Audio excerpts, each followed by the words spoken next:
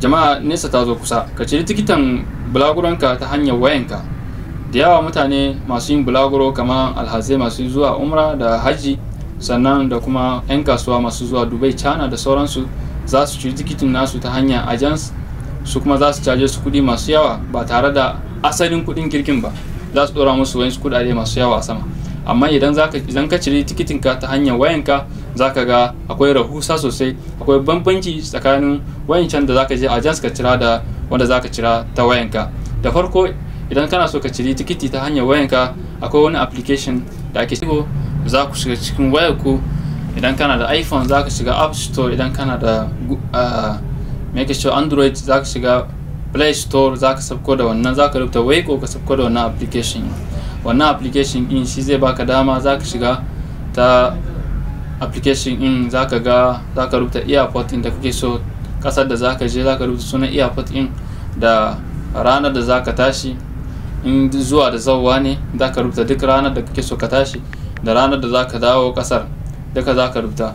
Zai huto ma da duk list din kamfanonin jiragen da za su tashi a ranar, da babban tikiti kake so, plus economic ko kuma mai sauki ko kuma mai tsada, duka zai rubuto ma iya kudaden nasu.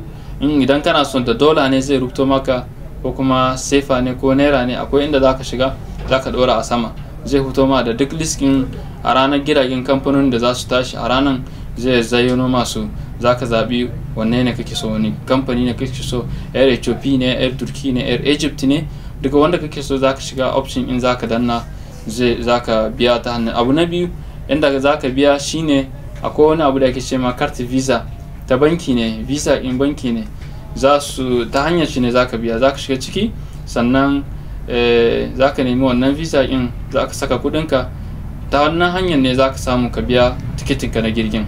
Sannan wannan application in yana da abubuwa da dama da za ka yi amfani da su wajen bangaren eSIM. Idan ka zo wata ƙasa, sannan ka saka cikin ƙasan, zai iya baka dama. Akwai wani system da ake ce ma eSIM, wanda misali za ka iya sajjala wannan me yake cewa, misali kamfanin kamar anan da muke da Airtel da sauransu, za ka iya sajjala, ya baka daman ka yi browsing, zai baka 2G ko wani abu, ya abubuwan da ka ɗauka.